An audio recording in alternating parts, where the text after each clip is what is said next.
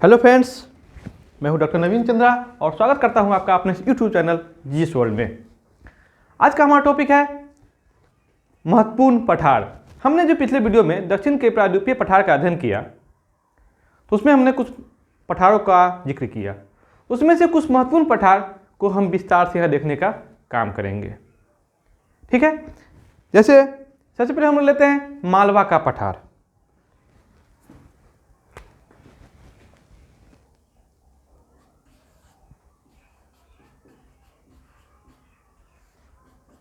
मालवा का पठार,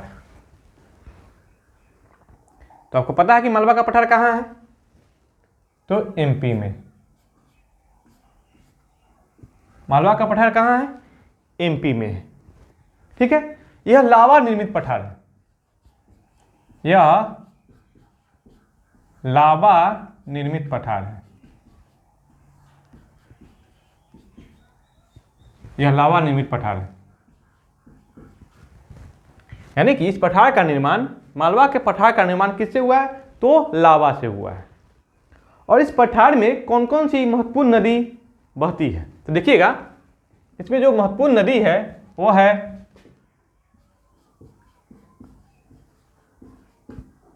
महत्वपूर्ण नदी। कौन कौन है यहां पर हम लोग जिक्र कर रहे हैं? चंबल, बेतवा, माही। तीनों आपको काफी फेमस नदी है। आप अपने गांव समाज में या किताबों में इन तीन नदियों का भी जिक्र बराबर होता है। कैसे? तो चंबल नदी जो है, इसकी जो घाटी है वो डाकुओं के लिए काफी प्रसिद्ध है।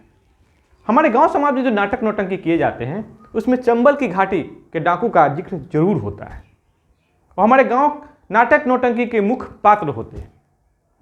और जो महत्वपूर्ण डकैत हुए हमारे भारत के, वो चंबल घाटी में ही हुए। चंबल की घाटी, ठीक है। और बेतवा नदी, बेतवा नदी भी इसलिए प्रसिद्ध है क्योंकि यही वही नदी है जिसके किनारे लक्ष्मीबाई वीरगति को प्राप्त हुई थी। लक्ष्मीबाई, झांसी की रानी। आ रहा, अब याद आ रहा होगा आपको। अब है तीसरा नदी, माही नदी।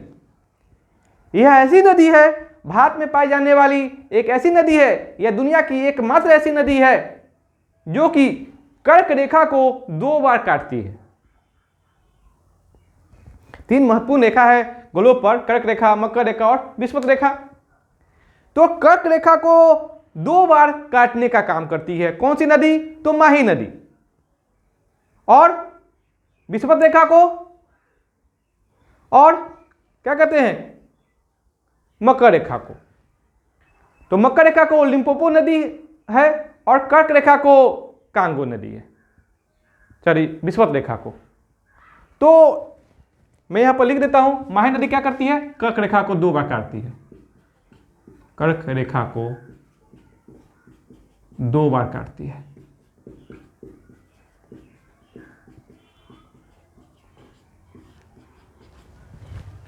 काफी इंपॉर्टेंट है। बाकी हमने 3 नदियों के बारे में जिक्र किया है। अब आते हैं दूसरा महत्वपूर्ण पठार, रॉयल सीमा का पठार। दूसरा महत्वपूर्ण पठार कौन हो गया? रॉयल सीमा का पठार।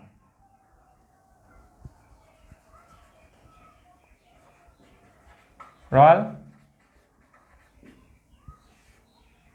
सीमा का पठार, नाम ही काफी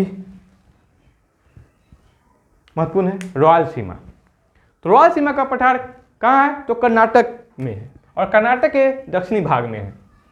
कहाँ है? कर्नाटक। स्टेट कौन सा हो गया? कर्नाटक हो गया और कर्नाटक के दक्षिणी भाग में है। रॉयल सीमा के पठार को मैसूर का पठार भी कहते हैं।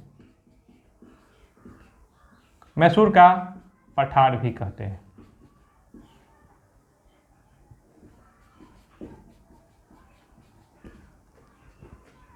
मैसूर का पठार भी कहते हैं। आप लोग ध्यान देते रहिएगा एक एक बात पर। और जो रायलसीमा का पठार है, इससे होकर दक्षिण की गंगा बहती है। आप समझ ही रहे होंगे, कावेरी नदी प्रवाहित होती है, जिसको क्या कहते हैं, दक्षिण की गंगा। दक्षिण की गंगा ये रस्सी में काफी पवित्र नदी मानी जाती है। जिस प्रकार हम लोग अपने पूजा पाठ में किसी भी महत्वपूर्ण काम में गंगाजल का यूज करते हैं, उसी प्रकार दक्षिण के लोग कावेरी नदी के जल को यूज करते हैं, इसलिए उसे दक्षिण की गंगा कहा जाता है। अब आते हैं तेलंगाना का पठार। तेलंगाना का पठार तीसरा नंबर हो गया, तेलंगाना का पठार।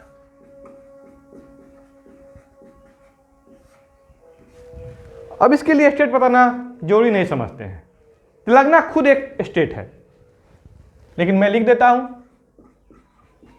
तेलंगाना। तेलंगाना का पठार कहाँ है, तेलंगाना में है। और इस पठार की बड़ी खासियत है कि गोदावरी नदी इसको दो भागों में विभाजित करती है। कौन सी नदी बहती है, गोदावरी नदी। दो भागों में विभाजित करती है, ठीक है, उत्तरी भाग और दक्षिणी भाग। तो ये हमें दे दिया उत्तरी भाग, ये हो गया नॉर्थ, ये हो गया साउथ, उत्तरी भाग और दक्षिणी भाग। तो तेलंगाना के पठार का जो उत्तरी भाग है, क्योंकि गोदावरी नदी इसको उत्तरी और दक्षिणी भाग में विभाजित करती है, तो उत्तरी भाग में पहाड़ी प्लस वन अधिक पाए जाते हैं। पहाड़ी प्लस वन अधिक पाए जाते हैं, ठीक है। और दक्षिणी भाग में सीढ़ीनुमा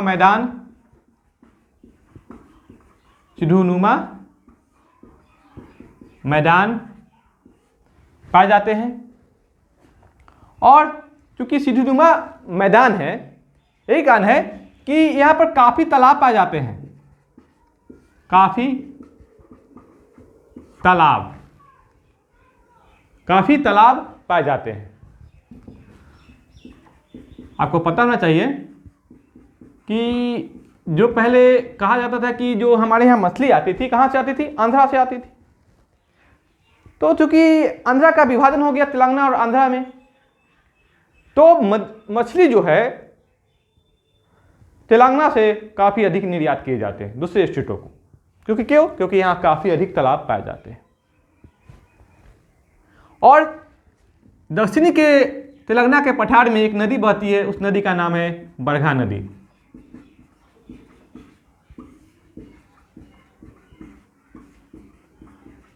कौन सी नदी बहती है, बरघा नदी। तेलंगाना का पठार हो गया। अब आते हैं मेघालय का पठार।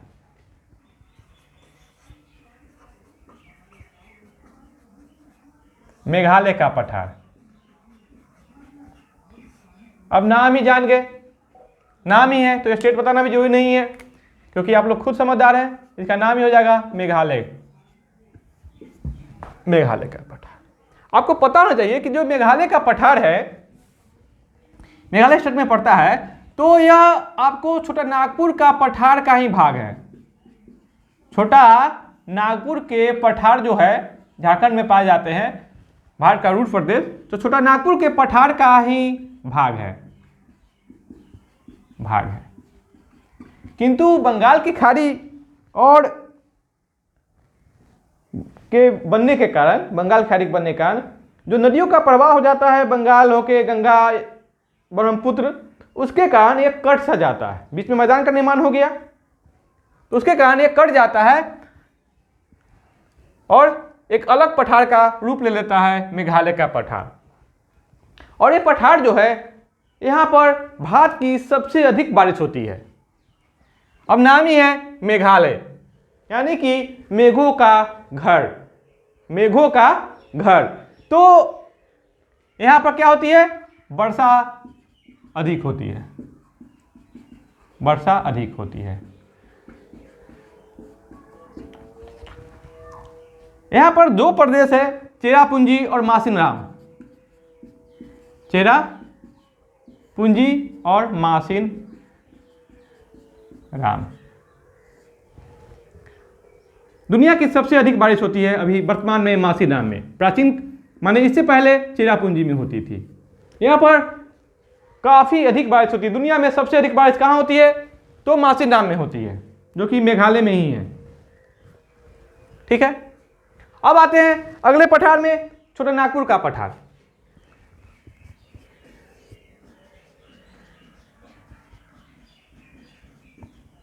छोटा नागपुर का पठार कहाँ है?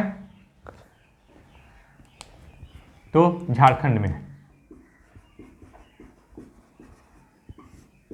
कहाँ है? झारखंड में।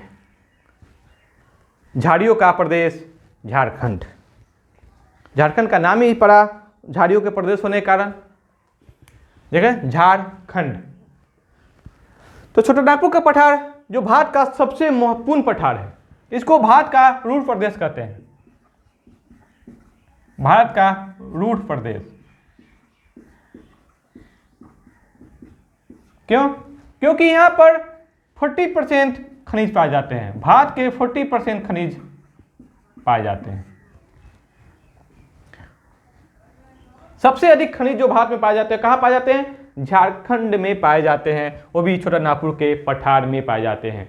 और इसकी जो सबसे बड़ी खासियत है, यह इसकी चट्टान है का जो क्रम है, यह धारवाड़ क्रम की चट्टान है। धारवाड़ क्रम की चट्टान है। मैंने पिछले वीडियो में जो बताया है कि दक्षिण के प्रायद्वीपीय पठार की चट्टानी क्रम, आर्कियन क्रम की चट्टानें, धारवाड़ क्रम की चट्टानें, कुरप्पा क्रम की चट्टानें, बिंद क्रम की चट्टानें, गोंडवाना क्रम की चट्टानें और दक्कन क्रम की चट्टानें। तो इस चट्टानों में जो छोटा नागपुर का पठार है वो धारवाड़ क्रम की चट्टानों के लिए फेमस है। और यहाँ पर सभी प्रकार के धात्विक खनिज पाए जाते हैं। सभी प्रकार के धात्विक खनिज। तो यहाँ आप लिख सकते हैं सभी प्रकार के धात्विक खनिज।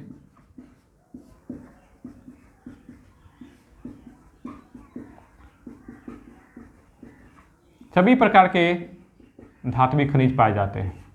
किस पठार में? तो छोटा नागपुर के पठार में। अब आते हैं अगला पठार, नंबर ठीक है ना, 1 2 3 4 5 6। तो बुंदेलखंड का पठार।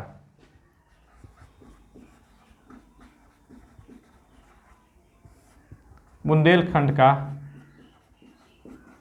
पठार। अब बुंदेलखंड का पठार क्या है? मैंने पिछले वीडियो में बताया है, यहां भी बता देता हूं। एमपी और यूपी में। एमपी मतलब मध्य प्रदेश, यूपी मतलब उत्तर प्रदेश। यह पठार किस लिए फेमस है? तो यह जो पठार है, चंबल नदी, यमुना नदी, यहां ये दो नदियों का बहाव होता है। और ये दो नदियों ज्यादातर चंबल के कारण यहां पर काफी अधिक गड्ढे, यानी कि विहर जिसको कहते हैं, उसका निर्माण हो गया है। काफी बड़े गड्ढे या बीहर का निर्माण।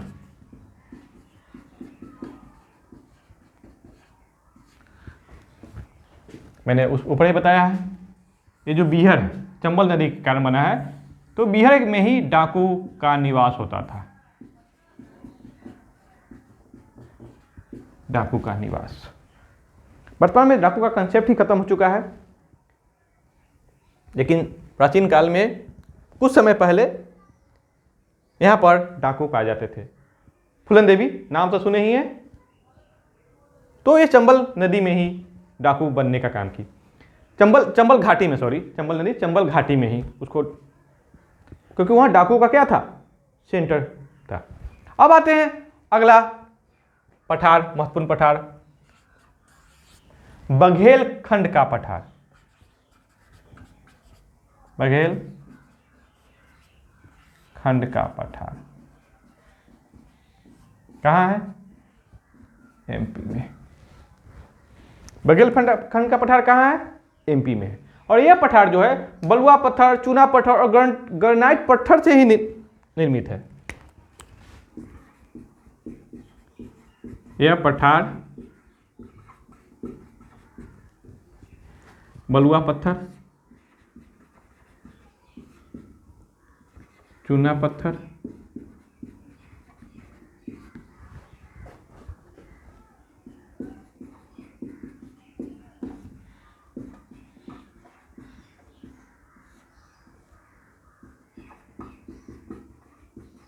ग्रेनाइट से निर्मित है। ठीक है, और इसको भी दो भागों में बांटा जाता है। तो उत्तरी जो भाग है नॉर्थ को लेते हैं, इसको साउथ लेते हैं। ठीक है, जब हम बांटते हैं तो उत्तरी को नॉर्थ और दक्षिणी को, निचली को साउथ ले लेते हैं। तो इस उत्तर में है सोनपुर की पहाड़ी, सोनपुर की पहाड़ी, बिहार वाला सोनपुर का मिला नहीं। और नीचे है रामगढ़ का, रामगढ़ की पहाड़ी।